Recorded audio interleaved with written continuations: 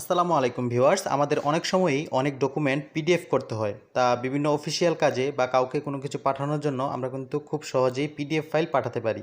তো আমরা চাইলেই কিন্তু আমাদের মোবাইলে দিয়ে এই পিডিএফ ফাইলগুলো তৈরি করতে পারি। তো এই জন্য একটি খুব জনপ্রিয় সফটওয়্যার রয়েছে, সেটি হলো ক্যাম স্ক্যানার। তো এই ক্যাম স্ক্যানার খুব সহজে এবং সঠিক নিয়মে কীভাবে ব্যবহার করবেন তা শিখে নেব এই টিউটোরিয়ালে। তো আমরা প্রথমে দেখতে পাচ্ছেন প্লে স্টোরে চলে এসেছি। এখানে ক্যাম স্ক্যানার নামে একটি সফটওয়্যার রয়েছে। তো এই ক্যাম স্ক্যানার সফটওয়্যারটি প্রথমে আমাদের ইনস্টল করতে হবে যে কোনো পিডিএফ ফাইল তৈরি করার জন্য। তো দেখতে পাচ্ছেন ক্যাম স্ক্যানার সফটওয়্যারটি অলরেডি আমার ফোনে ইনস্টল করা আছে।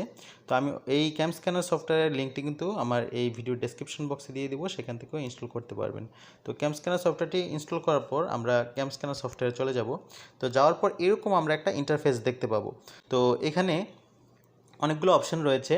তো আমরা চাইলে দুইটি মেথডে এই পিডিএফগুলো তৈরি করতে পারি। সো ভিউয়ার্স, আমি আমার প্রথম মেথডটি দেখাচ্ছি। আমি আমার ক্যামেরা আইকনে চলে যাব। ক্যামেরা আইকন থেকে আমি ছবি তোলার মাধ্যমে কিন্তু খুব সহজেই পিডিএফ তৈরি করতে পারি। তো আমি ক্যামেরা ওপেন হয়ে গিয়েছে অলরেডি। আমি চাচ্ছি যে এই বইটির আমি পিডিএফ তৈরি করব, তাই আমি এই ক্যামেরা আইকন থেকে একটা ছবি তুলে নেব। তো ছবি তুলে নিলে কিন্তু এই ছবিটি উঠে যাবে। তো ওঠার পর দেখতে পাচ্ছেন নর্মালি প্রসেসিং হচ্ছে। তো প্রসেসিং হইতে একটু সময় লাগবে। চার কোণা একটি আইকন এসেছে। তো আমরা চাইলে এগুলো প্রয়োজনীয় কোণাগুলো ধরে ধরে আমরা এগুলো অ্যাডজাস্ট করে নিতে পারি। দেন যদি অ্যাডজাস্ট হয়ে যায় দেন নেক্সট বাটনে ক্লিক করব। তাছাড়া আমরা যদি চাই ডানে বামে উপরে নিচে এগুলো ঘোরাতে পারি, রোটেট করতে পারি লেফট এবং রাইটে ক্লিক করার মাধ্যমে। তো আমি নেক্সটে ক্লিক করে দিলাম, আমার রোটেট করার দরকার নেই। তো নেক্সট করার পর দেখতে পাচ্ছেন একটি প্রসেসিং চলতেছে। তো এখানে অনেকগুলো অপশান আছে। আমরা চাইলে সাদা কালো করতে পারি। তাছাড়া যদি কোনো কালার পেজ থাকে তাহলে কিন্তু আমরা ম্যাজিক কালার বা অরিজিনাল এগুলো রাখতে পারি। তো আমি চাচ্ছি যে ব্ল্যাক অ্যান্ড হোয়াইট থাকবে। তো ব্ল্যাক অ্যান্ড হোয়াইট সিলেক্ট করে দিলাম, দেন টিক চিহ্ন আইকনে ক্লিক করে দেব।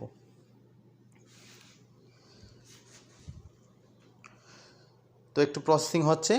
তো প্রসেসিং হওয়ার পর আমরা যদি চাই যে এটি একটি পেজেই হবে, একটি ফটো দিয়ে হবে, তাহলেও সম্ভব। আবার যদি চাই আমরা আরও অ্যাড করব, তাহলে যেখানে দেখতে পাচ্ছেন অ্যাড বাটন একটি আছে, সেখানে অ্যাডে ক্লিক করার মাধ্যমে কিন্তু আমরা করতে পারবো। তো অ্যাডে ক্লিক করার পর আমরা যদি পরবর্তী পেজটি উল্টিয়ে নিই, তো এই পরবর্তী পেজটিকে আমরা একটা ছবি তুলে নেব।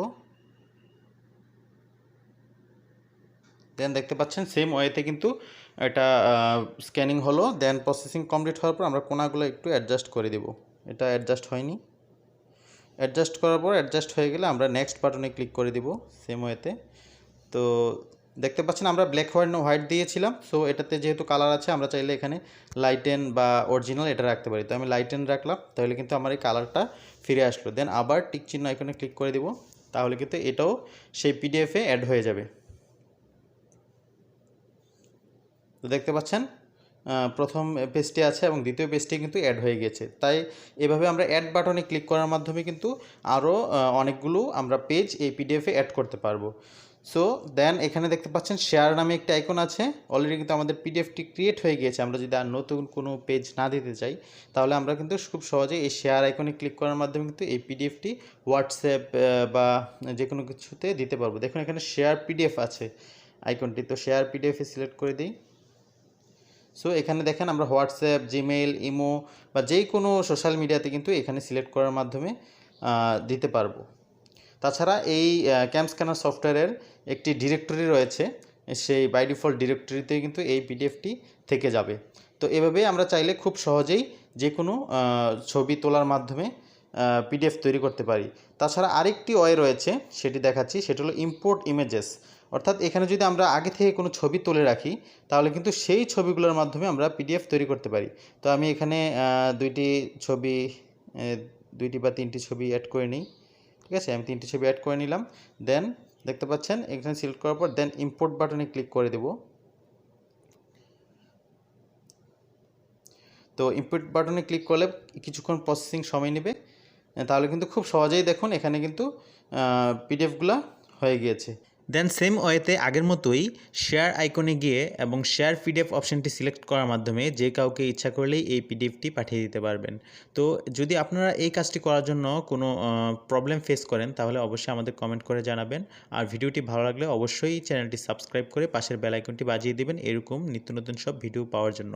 ধন্যবাদ। আসসালামু আলাইকুম।